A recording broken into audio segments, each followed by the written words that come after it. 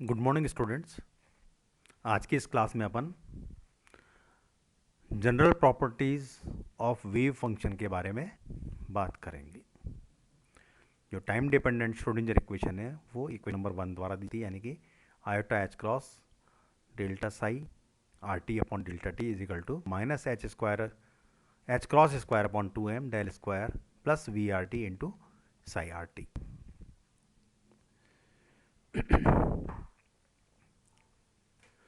जो wave function है उसके व्यापक गुण निम्न हो सकते हैं। पहला, यह समीकरण, इसमें इक्वेशन को ध्यान रखते हुए अपन देखते हैं कि यह समीकरण समय t का फर्स्ट ऑर्डर इक्वेशन है।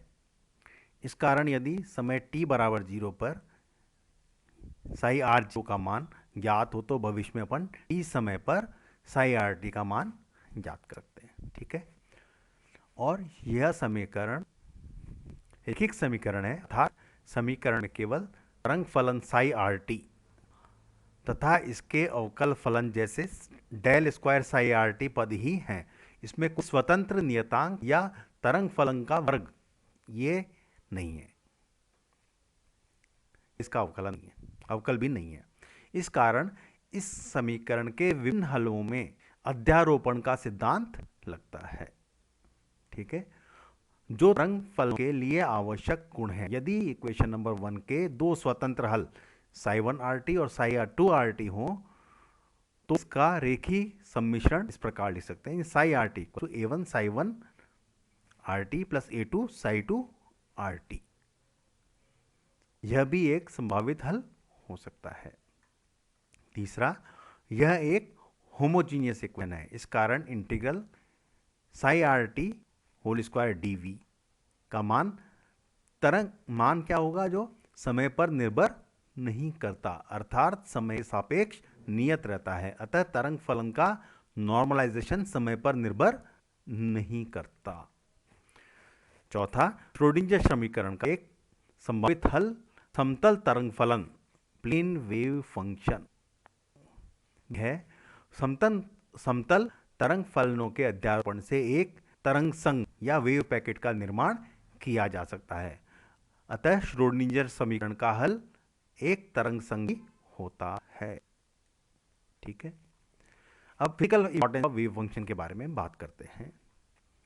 किसी स्थित ऊर्जा वी आर टी क्षेत्र में गतिशील कण के व्यवहार को तरंग फलन साई आर टी द्वारा व्यक्त कर सकते हैं। ठीक, यह एक कॉम्प्लेक्स क्वांटिटी होती है। यह मापने योग्य राशि नहीं होती। इसका परोक्ष रूप में डायरेक्टली कोई भौतिक अर्थ भी नहीं होता, परंतु psi star r T into psi are t is equal to psi are t का मॉडुलस का स्क्वायर का वास्तविकता धनात्मक होता है। जो ये psi are t mod psi are t square का मान वास्तविक एवं धनात्मक होता है, रियल होता है एंड पॉजिटिव होता है, जहां पर साई स्टार आर टी तरंग फलन का कॉम्प्लेक्स कंजुगेट फलन कहलाता है। ठीक है, साई स्टार आर टी बता दिया। इसके बाद 1926 में मैक्स बॉर्न ने यह प्रस्ताव दिया कि समय टी पर कण की स्थिति आर पाए जाने की स्थिति में, दोबारा रिपीट करता हूं, 1926 में मैक्स बॉर्न ने प्रस्ताव दिया कि समय टी पर कण की स्थिति आर पाए जाने की probability modulus psi are t square के समानुपाती माना जा सकता है।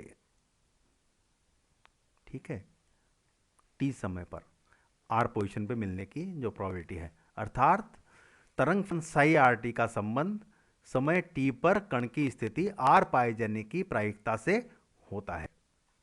यहां कण के पाए जाने की प्रायिकता अधिक होती है, वहां तरंग फलन का मान अधिक होगा, और जहां कण के पाए जाने की प्रायिकता नगण्य होती है वहां पर तरंग फलन का मान नगण्य होगा। ठीक है, अतः मैक्स बॉर्न के अनुसार साई आर टी तरंग फलन से वर्णित कण की स्थिति प्रायिकता घनत्व mod psi are t square होता है, तथा किसी अल्पांश d v is equal to d x by d z is equal to d cube r कण के पाए जाने की प्रायिकता क्या होगी, p r T into d v equals to psi are t square into d v. इस कारण साई आर टी को प्रायिकता आयाम या प्रोबेबिलिटी एम्पलीट्यूड भी कहते हैं। तो मैक्स बॉर्न की परिभाषा से क्वांटम यांत्रिकी में स्वीकार्य कार्य तरंग फलन को में दो और प्रतिबंध लग जाते हैं। वो दो प्रतिबंध क्या है उसके बारे में बात कर लेते हैं।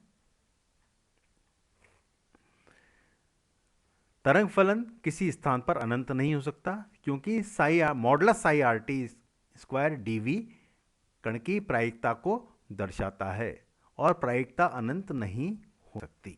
ठीक है, एक तो ये लग गया। और दूसरा, किसी एक स्थिति r पर तरंग फलन साई आर टी का केवल एक मान ही होना चाहिए, क्योंकि एक कण एक ही समय पर दो स्थानों पर नहीं रह सकते। अर्थात किसी स्थिति पर प्रायिकता के एक से अधिक मान अर्थहीन व्याख्या देते हैं। ठीक है,